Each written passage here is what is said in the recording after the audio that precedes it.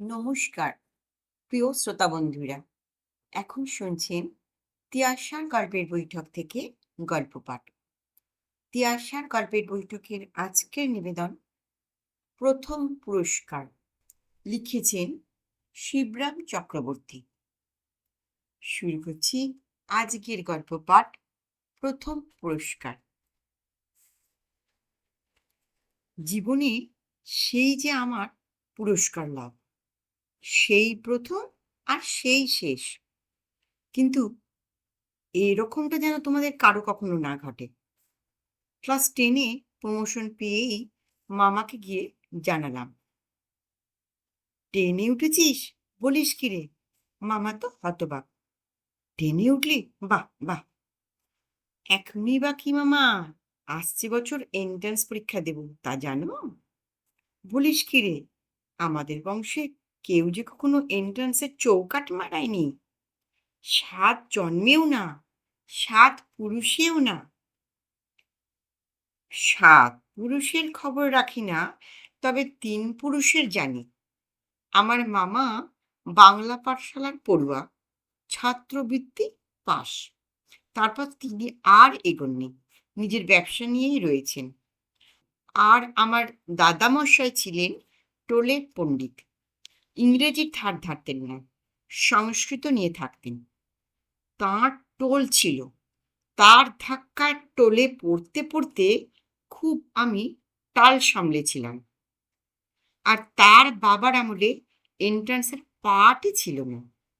তিনি জানতেন কেবল ফার্সি, মৌলবীদের মন্তব্য পড়েছিলেন। নবাব সিরাজদৌলার লেখা কি একটা চিঠি ফার্সিতে পড়ে দিয়ে তিনি এক সাহেবের কাছ থেকে একটা সোনার ঘড়ি নাকি বকশিস পেয়েছিলেন এককালে। সেই সনাতন বংশে প্রথম ABCD নিয়ে এলাম আমি।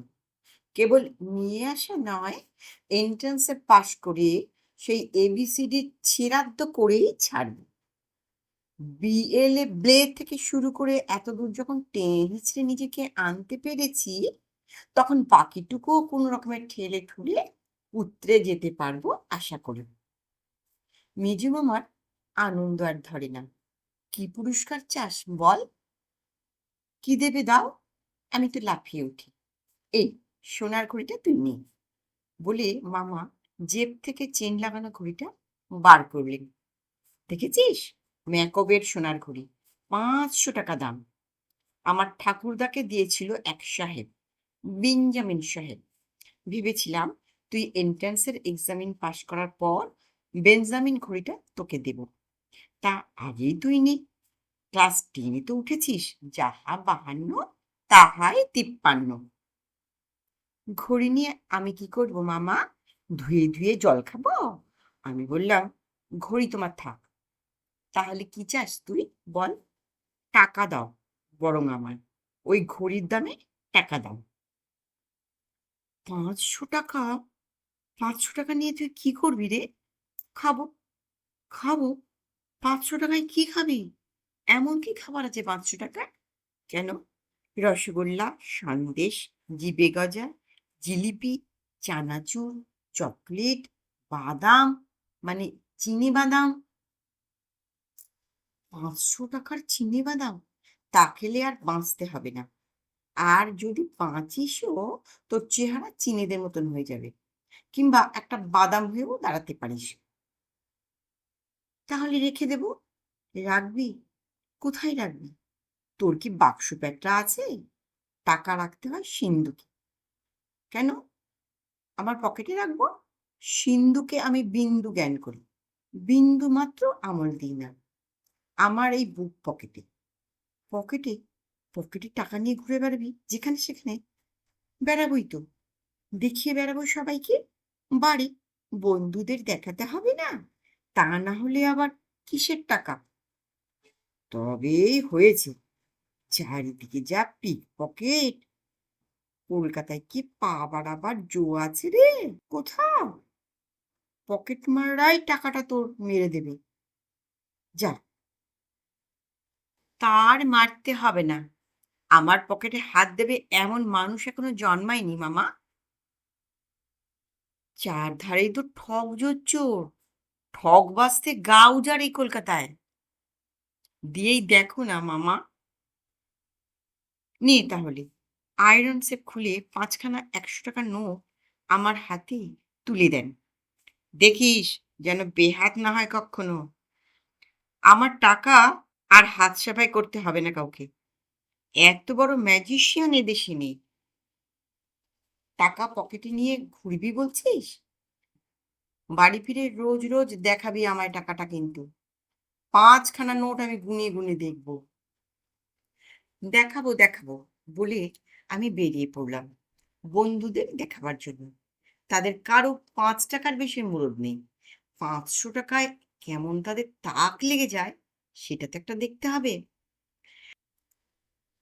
পাড়ার বুদ্দা পার হয়ে একটা পার্কের পাশ দিয়ে যাচ্ছি, এমন সময় এক ভদ্রলোক ডাকলেন, খোকা, তোমার আদ্যি পাঞ্জাবি ভেতর থেকে যে দেখা যাচ্ছে সব।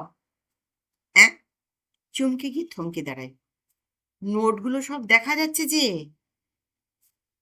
আমার ঘাড়ে হাত রেখে তিনি বললেন, অমন করে টাকা রাখতে নেই ভাই, পকেটমারের নজরে পড়লে আর রক্ষা নেই গো। মানিব্যাগের মধ্যে টাকা রাখবে। ঘাড়কে হস্তচ্যুত করে আমি হেঁটে যাই। কিনবো ব্যাগ, জানিয়ে দিই সংক্ষেপে। নোটের নাম্বারগুলো তোমার টোকা আছে তো সব? তিনি সুদন। নোটের নাম্বার? অবাক হতে হয়। সে আবার কি? হ্যাঁ, নোটের কোণার দিকে নম্বর থাকে। বড় বড় নোটের নম্বর টুকে রাখতে হয় আলাদা কাগজে। ধরো, বলা তো যায় না টাকাটা তোমার খোয়া গেল, তখন তুমি থানায় গিয়ে পুলিশকে জানাতে পারবে নোটের নাম্বার দিয়ে। পুলিশ তখন খবরটা জানিয়ে দেবে সবাইকে। কেউ এই নম্বরের নোট বাজারে চালাতে গেলেই ধরা পড়ে যাবে হাতে নাতে। টাকাটা তোমার উদ্ধার হয়ে যাবে তখন। মনে মনে ভাবলাম, লোকটা ভালো কথা বলেছে বলে আমার মনে হলো, কিন্তু আমার কাছে এখন কাগজ কলম কিছুই নেই। এই নাও কাগজ কলম, আমি দিচ্ছি বলে তিনি তার ডায়েরির বইয়ের থেকে একটা পাতা ছিঁড়ে দিলেন। এই নাও আমার কলম, নোটগুলো আমার হাতে দাও, আমি নম্বর বলে বলে যাই আর তুমি টুকে টুকে নাও। বললেই টাকাগুলো ওর হাতে আমি অমনি দিয়ে দেব? অতই সস্তা কি? তেমন বোকা আমি নই। সন্দিগ্ধ দৃষ্টিতে তার দিকে আমি তাকাই। অতটা যেন সুবিধের নয় লোকটা। আচ্ছা আচ্ছা, তুমি নম্বরগুলো বলো, আমি তোমায় টুকে দিচ্ছি না হয়। আমি বলে গেলাম নম্বরগুলো, তিনি টুকে দিলেন। এইবার আমার এই মানি ব্যাগটা তুমি রাখো। ব্যাগের মধ্যে টাকা করে কিচ্ছু নেই, খালি ব্যাগ। ব্যাগটা আমি তোমায় উপহার দিলাম। এর ভেতর তোমার নোটগুলো সাজিয়ে রাখো, তাহলে আর কারোর নজরে পড়বে না। আমি বললাম, আপনার ব্যাগ আমি নিতে যাব কেন? আমি আপত্তি করি। আমার ব্যাগ আমি কিনে নেব। আমার কি টাকা নেই? আহা, রাগ করছো কেন? আমি কি তাই বলেছি? আমার চেয়ে তোমার এখন অনেক টাকা। আমি কি তোমাকে একেবারে দিয়ে দিচ্ছি নাকি ব্যাগটা? জন্মের মতো নিয়ে তুমি পালাচ্ছ নাকি? ব্যাগ কেনার পর আমাকে এটা তুমি ফিরিয়ে দিও না হয়। ব্যাগের মধ্যে আমার নামের কার্ড রয়েছে, নরহরি সামন্ত, বৈঠকখানা রোড। ওই ঠিকানায় তুমি গিয়ে আমাকে দিয়ে আসবে।